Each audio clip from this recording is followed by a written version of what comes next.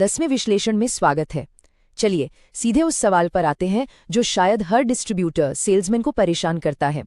रोज आप 40 दुकानों पर जाते हैं, वो आपकी लिस्ट में तो हैं, पर क्या वो सच में असल में आपके कंट्रोल में हैं? तो सबसे पहले एक बहुत ही जरूरी फर्क समझना होगा।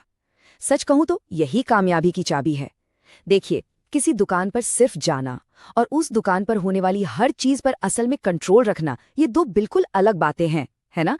एक बस रूटीन है और दूसरा वो एक सोची समझी स्ट्रैटेजी है जो आपको बाकियों से मीलों आगे कर देगी। और देखिए, मार्केट साइंस इस बारे में बिल्कुल क्लियर है। सिर्फ दुकान पर अपनी मौजूदगी दिखाना काफी नहीं है, हमें बाजार पर कब्जा करना है, डोमिनेट करना है। सोचिए, सिर्फ मौजूद रहना वो ट्रेडमिल पर भागने जैसा है। पसीना बहा रहे हैं, मेहनत कर रहे हैं, पर पहुंच कहीं नहीं रहे।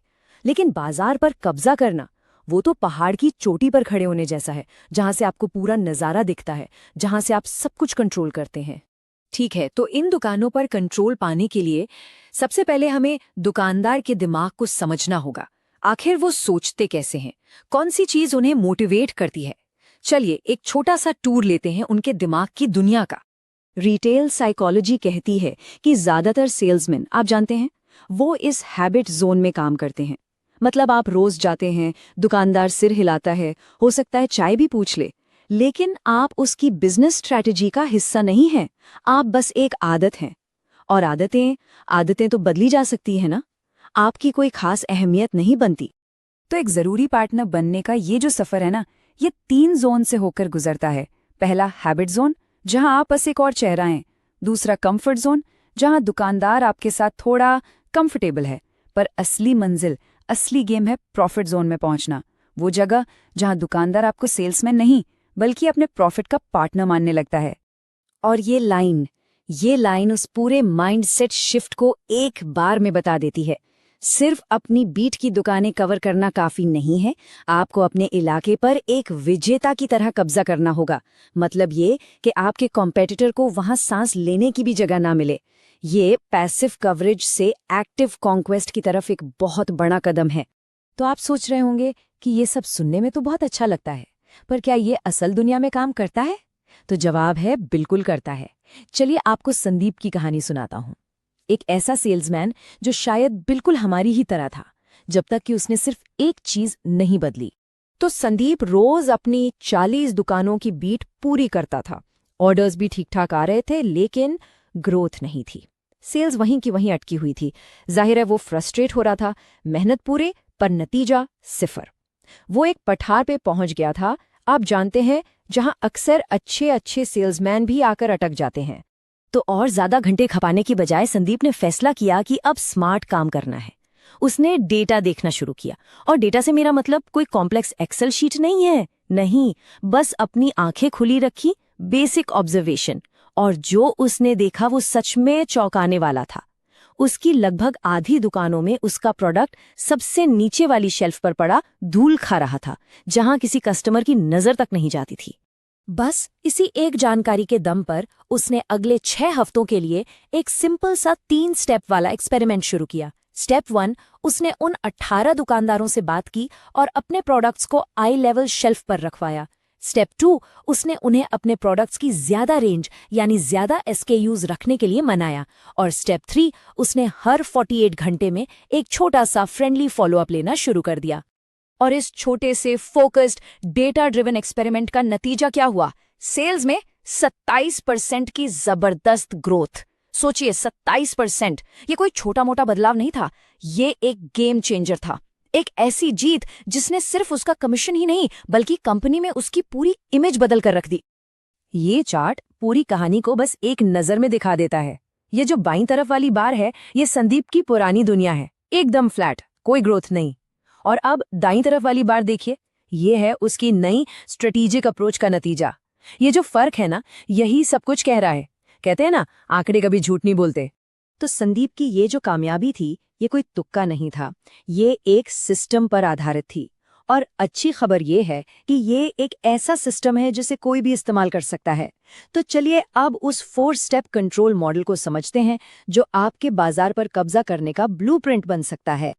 तो ये है मार्केट कंट्रोल के 4 पिलर्स। ध्यान से सुनिएगा।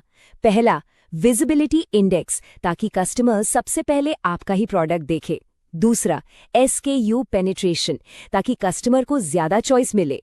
तीसरा, विजिट फ्रीक्वेंसी ऑप्टिमाइजेशन, ताकि आपका टाइम और एनर्जी सही जगह लगे। और चौथा, इमोशनल लॉक इन, ताकि दुकानदार आपका सप्लायर नहीं पार्टनर बन जाए। तो चलिए पहले पिलर पर आते हैं, विजिबिलिटी। ये एक लाइन सब कुछ कह देती है। शेल्फ की ऊंचाई बिक्री की गहराई तय करती है। सिंपल, आपका टारगेट है वो गोल्डन जोन, 120 से 150 सेंटीमीटर। बस यहीं आपका प्रोडक्ट दिखना चाहिए।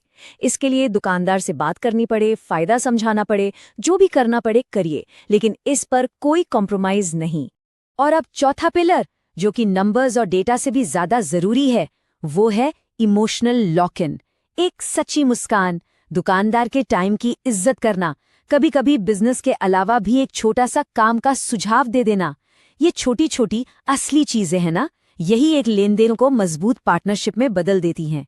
यही है इमोशनल लॉक इन, और यकीन मानिए ये आपकी सबसे बड़ी ताकत बन सकती है।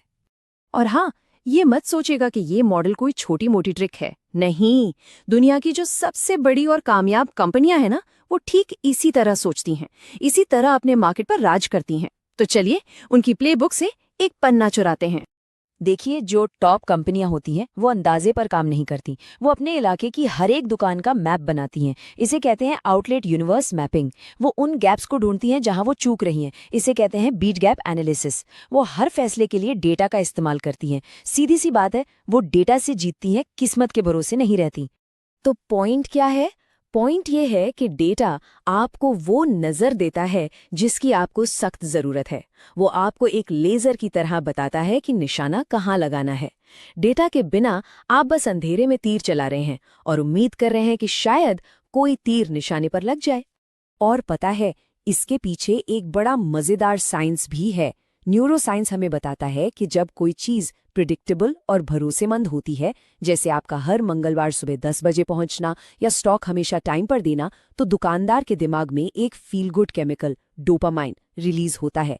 यही केमिकल भरोसे की फीलिंग पैदा करता है, और यही भरोसा है जो आपको बार बार ऑर्डर दिलाता है। और ये सिद्धांत बहुत बहुत जरूरी है।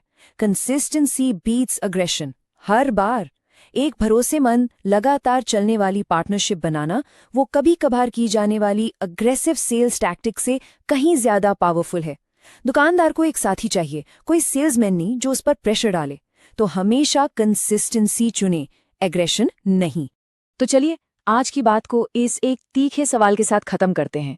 आपकी लिस्ट में 40 दुकानें हैं, ये हम सब जानते हैं, लेकिन क्या आप उनकी प्रायोरिटी लिस्ट में हैं? जब वो दुकानदार अपने सबसे ज़रूरी सप्लायर्स के बारे में सोचता है, तो क्या आपका नाम उसके दिमाग में सबसे पहले आता है? सच पूछिए तो यही है मार्केट पर असली कंट्रोल का लिटमस टेस्ट। तो एक बात याद रखिए, असली ग्रोथ का रास्ता 80 दुकानें जोड़ने से नहीं मिलेगा। नहीं, रास्ता है अपनी मौजूदा 40 दुकानों को एक मजबूत किले में बदलने का। क्वांटिटी पर नहीं, क्वालिटी और गहराई पर फोकस करें। तो सबसे ज़रूरी बात, आज ही ये फैसला लीजिए कि कल से आप सिर्फ एक विजिटर नहीं, बल्कि एक स्ट्रैटेजिस्ट होंगे। आप शतरंज के मोहरे नहीं, बल्कि खिलाड़ी होंगे। तो अब से विजिट नहीं, कंट्रोल करें।